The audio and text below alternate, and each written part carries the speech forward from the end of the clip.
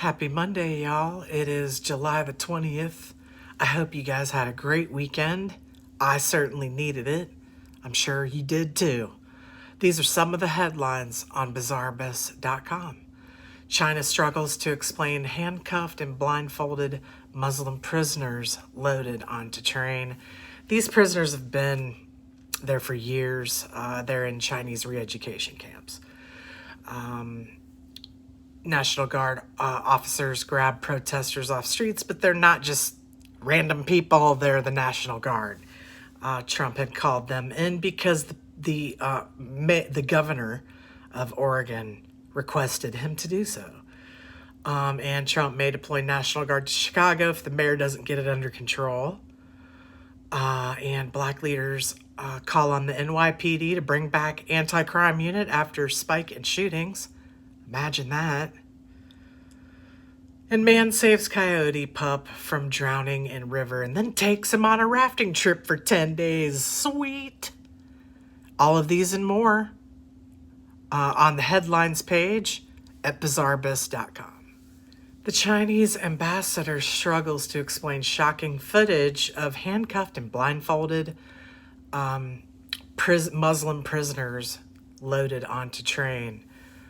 During a Sunday morning BBC news program, Chinese ambassador to the UK was in a rare segment asked point blank about viral footage which purports to show a terrifying scene from Xinjiang province of Muslim minorities being handcuffed and loaded onto train cars.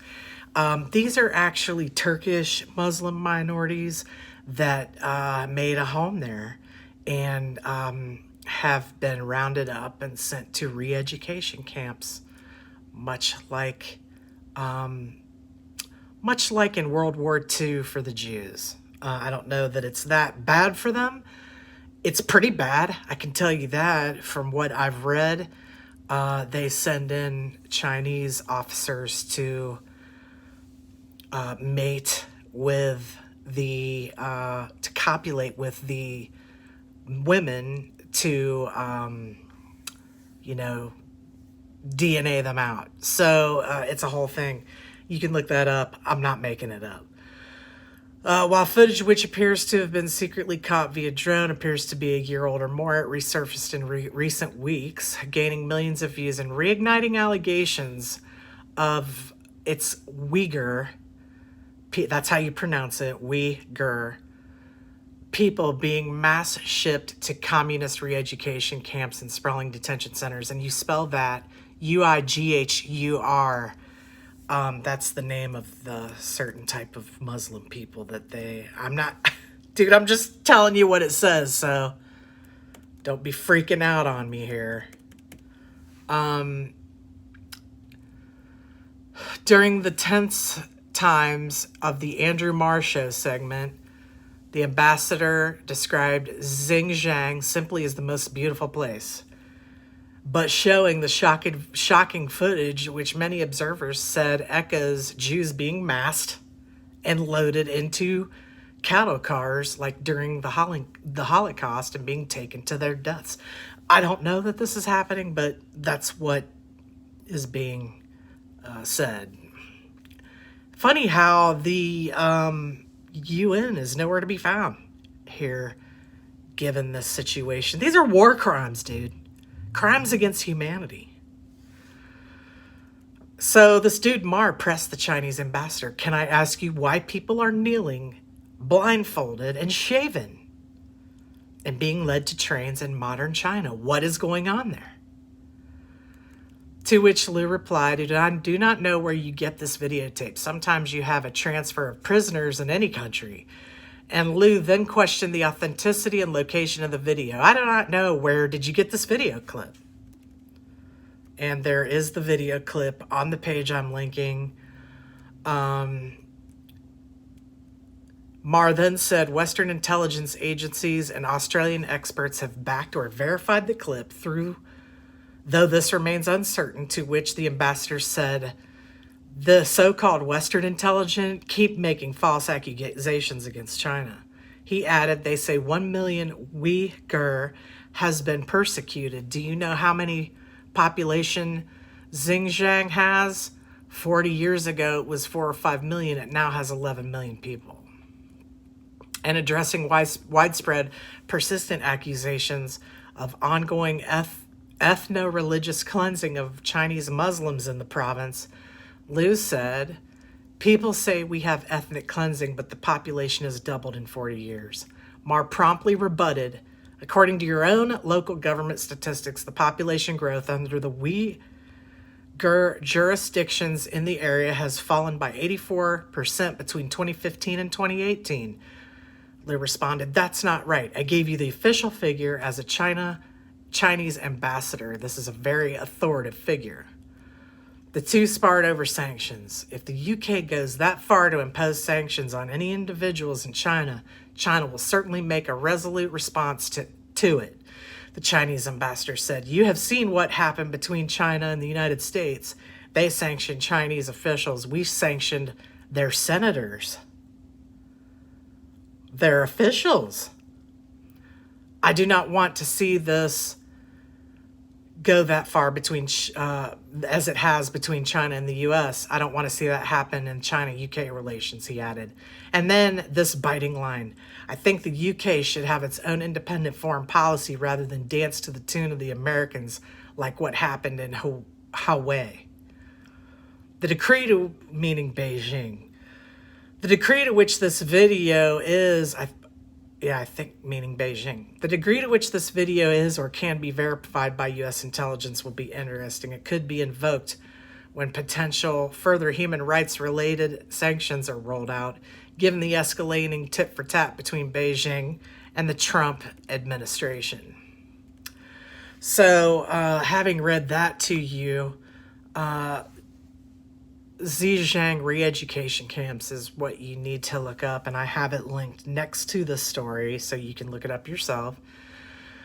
The Xinjiang re-education camps, officially called Vocational Education and Training Centers by the Communist Party of China and the Government of the People's Republic of China, or the PRC, are internment camps that have been operated by the Xinjiang Uighur Autonomous Region Government and the CPC Committee for the purpose of indoctrinating Uighurs and other Muslims since 2017 as part of a People's War on Terror announced since 2014. The camps were established under CPC General Secretary Xi Jinping's administration and led by CPC Committee Secretary. These camps are reportedly operated outside the legal system. Many of the people have reportedly been interned without trial and no charges have been levied against them. Local authorities are reportedly holding hundreds of thousands of these people in these camps, as well as members of other ethnic minority groups, for the stated purpose of countering extremism and terrorism and promoting syncretization. As of 2018, it was estimated that the authorities may have detained hundreds of thousands, perhaps 1 million Uighurs, Kazakhs, they're Turkish Muslims, Christians, as well as some foreign citizens, such as Kazakhstans, who are being held in these secretive internment camps, which are located throughout the region. In May 2018, Randall Shriver of the United States Department of Defense repeated claims that at least 1 million, but likely closer to 3 million citizens were being imprisoned in these detention centers, in a strong condemnation of the concentration camps. Dude, there's a lot more to this. You can check it out yourself. And also the correct pronunciation of it, because I looked it up because it sounded awful close to something else here in America that we dislike. But that's it. So I just wanted to let you know it was legit. And so who knows if these people are, what they're being fed, how they're treated, whether they're just being annihilated, and where is the UN Human Rights Department? What's their involvement with this? I've known about this for probably a good 6 months and did a previous story on it, but since it's all in the news, I'm sorry, not the mainstream news, because they don't want you to really know what's going on, but it is on like the Twitter news and stuff. So anyway, you can check that out at bizarrebus.com. Last week there was all kinds of bitching and moaning going on from people who are saying that unidentified people in army fatigues were dragging people off the street and throwing them in vans and taking them God knows where. Actually, it's the National Guard officers that are grabbing protesters off the street. And these are people that are not only Antifa, but they are also people associated with the YLF and included in these violent protests that have been going on for 6 weeks. It is a freaking war zone there. According to the pictures that I see, I've also had people that say they live there and they are ready to move. There's also people in Oregon that are ready to move to Iowa because they're sick and freaking tired of it. Businesses have closed. I don't even know how anyone's functioning in the city with all this going on. I'm sure there's suburbs like where I live where there's people that really aren't affected by it, but it's just insanity. And so the governor of Portland, I wanted to let you know, themselves called in the National Guard. It's not the secret police. And Trump sent the National Guard there because the governor requested. So having said that, at the same time, there are lots of issues going on in Chicago, murders, violent protests, and the mayor of Chicago is doing nothing about it. So Trump may deploy federal agents to Chicago this week, and it's a Portland-style response could be the option. If Trump sends a Portland-style military action to Chicago, it would represent a dramatic escalation between Trump and Mayor Lightfoot, who I can't stand because she's not doing her job and needs to be thrown out of office as far as I'm concerned. President Trump and his administration headed Sunday that federal agents may be deployed to Chicago as soon as this week to crack down on violent protests and gun violence in a military-style response similar to Portland, Oregon. Children are just killed. There was 9 like 2 weeks ago. Just killed over the weekend. There's dozens of people murdered every weekend there. If the administration sends a Portland-style action to Chicago, it would represent a dramatic escalation between Trump and Mayor Lori Lightfoot regarding how to deal with the city's ongoing battles against gun violence and demonstrations against racial injustice and police brutality. It's not just that, dude. That's not the only thing. There's actual criminals running the freaking streets. In a Sunday Twitter post, Trump said the radical left Democrats who totally control Biden will destroy our country as we know it. Unimaginably bad things would happen to America. Look at Portland, where the polls are just fine with 50 days of anarchy. We sent in help. Look at New York, Chicago, Philadelphia. No, I agree. Lightfoot on Monday said she has great concerns about the use of federal agents given what had happened in Portland. What, they were protecting buildings? And who they did drag off the street, they just got their name and let them go. Because they want to know who they're dealing with. We don't need federal agents without any insignia taking people off the streets. Well, clearly you do. Because the police can't do their job because you won't let them. If Trump is sincere in helping, she said, we should do something about the fact that there are way too many illegal guns on the streets. But they're illegal in Chicago. Only criminals have guns in Chicago, dude. It's your job, not his. You might as well make them legal, dude, so actual people can defend themselves. I'll tell you what. If I was there, I'd have one. I don't give a shit, illegal or not. because they're flowing over the border from Indiana and southern states. That's because people are effing sick of it. And that's where criminals can get them. He should empower the Bureau of Alcohol, Tobacco, and Firearms and Explosives to do what they're supposed to do, go after illegal gun sales. Ugh. Guess who's selling the illegal guns? Go ahead. I'll wait.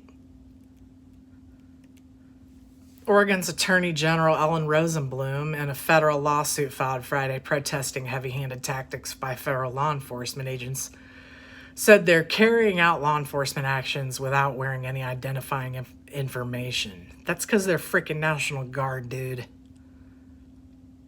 They don't need to.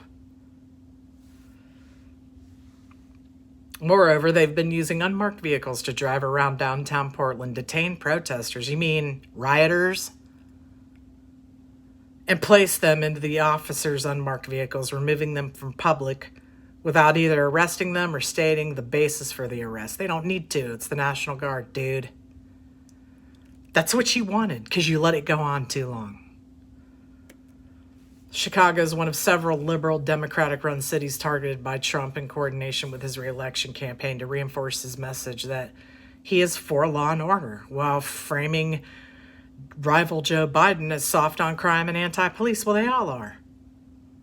You know who's from that city, right? Shit was like that back then. In the past days, Trump, in remarks and on Twitter, has been saying he will take unspecified actions in Chicago and other cities where local officials are asking for federal assistance. Asking for federal assistance because they can't do their jobs. What's happening is between the police and like their little upper echelon, the mayor and the governor, they're having issues. They need to be able to do their job. Anyway, there's more to that story for sure. And I'm sure that everyone doesn't have the same opinion as me, and that is totally fine. You don't have to. If you're in one of those cities, you're probably effing sick of it. So there's that. And if you're not sick of it, you're part of the problem. I'm going to link this at bizarrebus.com. Let's take a quick break, and we wanted to show you the support page at bizarrebus.com, where you can just go to bizarrebus.com and click on support us. You can choose t-shirts, anything you've seen in the videos we try to list. There's 5 different ways that you can try to support us. You can use Cash App, Zelle, PayPal, Bitcoin. You can just send a straight Zelle request if you want, Venmo. You can choose to purchase a mask, any of the t-shirts. We got Alien Lives Matter, Earth Life Matters, Black Hole Eats Matters, Black Holes Eat Matter. We've got a lot of different things you can do to support us. We would certainly appreciate it if you feel that we deserve that. Thank you so much. Back to the news. Black leaders call on NYPD to bring back anti-crime unit as shootings spike. Oh, so now you want help. Leaders in the black community are calling on the New York Police Department to bring back the plainclothes anti-crime unit that was eliminated last month as shootings and murders spike across the city.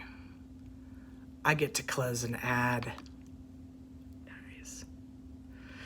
About 600 undercover officers from the unit were set to be transferred to other assignments, including detective work and policing neighborhoods. NYPD Commissioner Dermot Shea said a month ago the anti-crime unit, which was responsible for getting guns off the streets, had been criticized as stoking distrust in law enforcement and in minority communities. Brooklyn Borough President Eric Adams, one of the African-American voices calling for action on gun violence, criticized the police force's decision to completely disband the unit. He deplored the recent deadly shooting of a 1-year-old, one of the victims of New York City's recent spikes in gun violence. I think that a total elimination is something we need to reevaluate. Oh, now we want to reevaluate that. I thought we were disbanding them.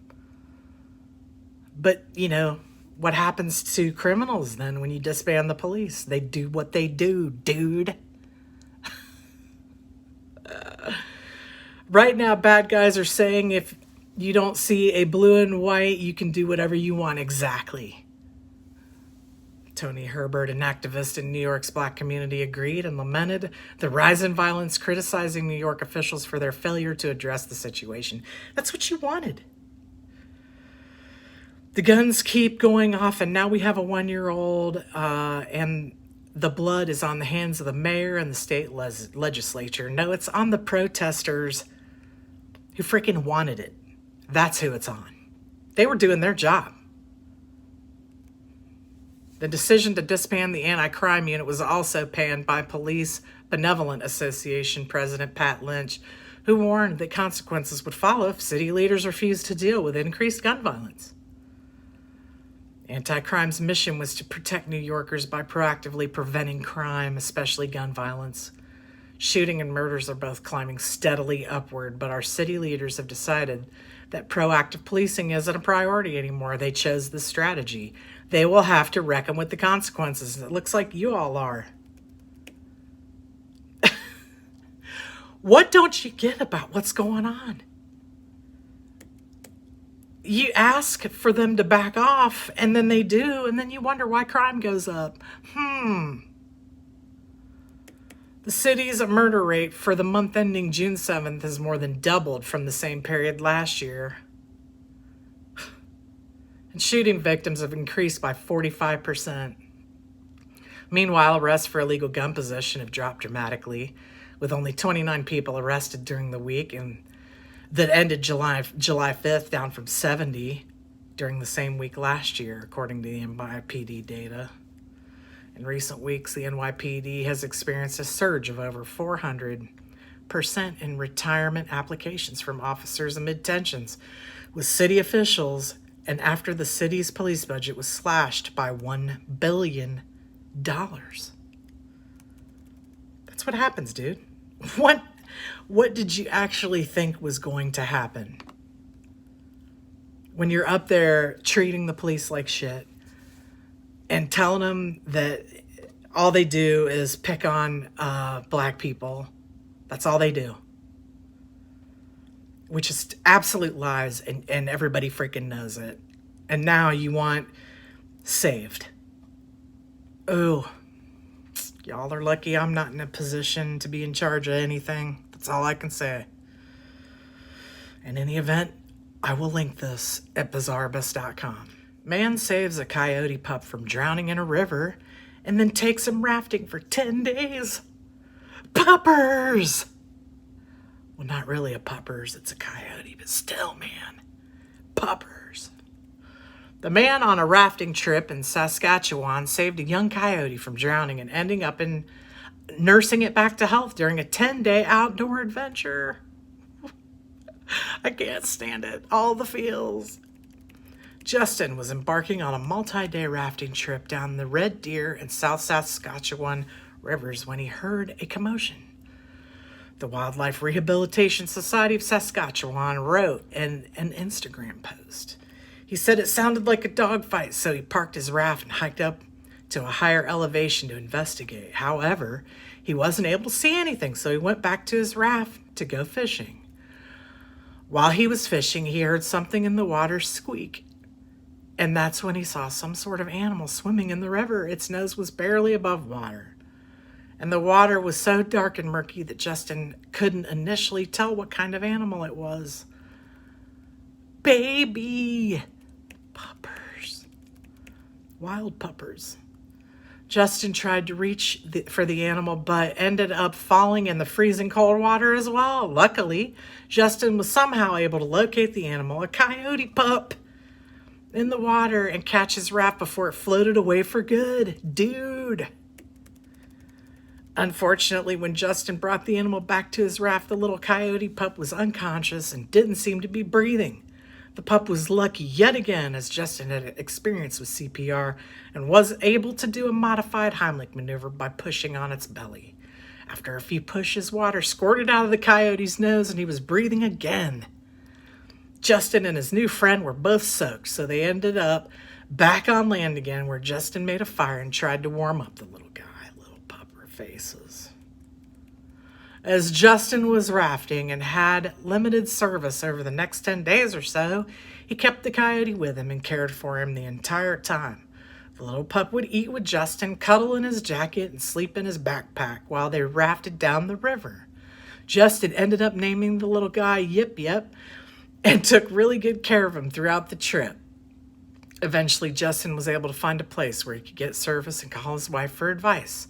Initially, they contacted organizations in Ontario and Manitoba before they connected with the Swift Current SPCA, who got him in touch with us. Our amazing volunteers, Samantha and Swift Current, helped coordinate the transfer, and now Yip Yip is with a wonderful rehabber, Melanie. He will be taken care of until he is old enough to be returned to the wild. If it wasn't for the wonderfully caring Justin, little Yip Yip would have perished in the river. Dude, all the feels. Oh my gosh. I love those kind of stories, man. Anyway, there's pictures of Yip Yip on this link, and I will link it at bizarreabyss.com. Thanks for tuning in tonight, everybody. Have a great rest of the evening, and I'll see you tomorrow.